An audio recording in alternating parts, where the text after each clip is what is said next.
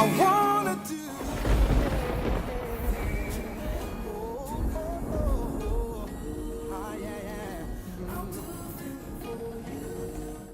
Yeah, all the things your man will do. Hot 105 is your 10 o'clock time zone on this Thursday night, a special edition tonight, and a special guest with me is Joe. And what a Yes, great indeed. record that is. Thank you very much. Appreciate it. It's it's the energy in the record, I think, is what made the song happen as well. Right. You know, apart from the lyrics, you gotta have great lyrics and great melody. Right. It really helps out a lot. Man, tell me a little bit about yourself, man. Let's take us back to the early days when you were growing up in Columbus, Georgia. Well, first I'm You're listening to the radio and the music, and when did you know that you were going to be a singer, man? Who were your favorite artists back in the days? well, let's just start here. I grew up in church. Not too long ago. Not too long You're ago. a young guy, right? Still young, Okay, still okay. young man. Started out in gospel, you know. My parents are ministers. I'm a PK. Okay. And that's pretty much where it all comes from. You know, I was fascinated by music, instruments, and just the sound of it. And I wanted to actually not just listen to it, I wanted to be a part of it in some kind of way. Can I make this music happen as well?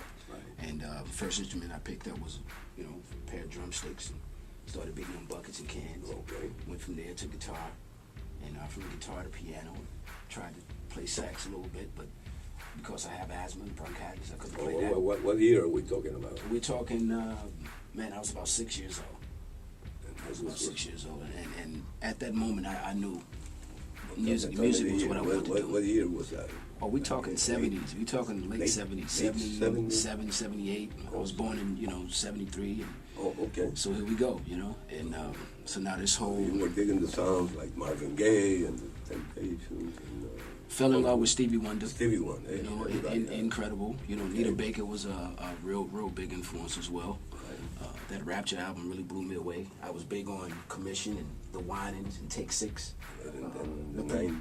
Then the 90s, of course, it was Bobby Brown and Boyz II Men. New Edition. R. Kelly. And, Well, not so much R. Kelly, because he was sort of in the realm of still coming up. I wasn't a big fan of You Got That Vibe. I fell in love with this music with Your Body's Calling. Okay. And it Seems Like You're Ready. Those are the kind of songs that I liked from him. But it was more so, Keith Sweat, Al B. Sure, who really had that sort of thing. In Vogue was a big group back then, at that time. So I was 89. really influenced by the music in that era, and sort of got a chance to watch music videos, and that's sort of another thing that sort of took me into the music world, because Bobby Brown was doing his thing as a young performer. So I felt like I could do the same thing. You got the voice, man. Hey. And that's what they all said. They said you have the voice. I did a ton of talent shows, and coming in first place and second place here, and I remember it was the great. first time I played your song, all the things the men would do. Hey, this guy's going places, man. Joe. That's wonderful. Nice voice. Thank you. We got a song over here that all the ladies like to sing along with.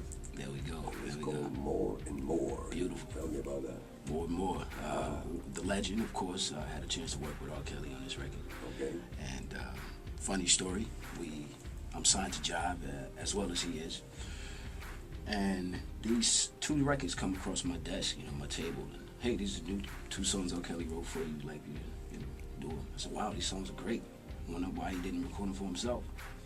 And a couple months later, come to find out he did record these songs for himself. And he had did it way before he actually sent the records to me and put them out for the fans to get. And great thing about music is that people really didn't care about that. They didn't care that Kelly had did the record first. As long as it sounded good to them, they supported it. And I appreciate the fans for supporting, not even looking at, okay, Joe's a great songwriter, why is he doing this? Just feeling the music, and they loved it the way it was. Let's dig it right now. Ladies, sing along with Joe right here. More and more. He's here to please you tonight on Hot 105.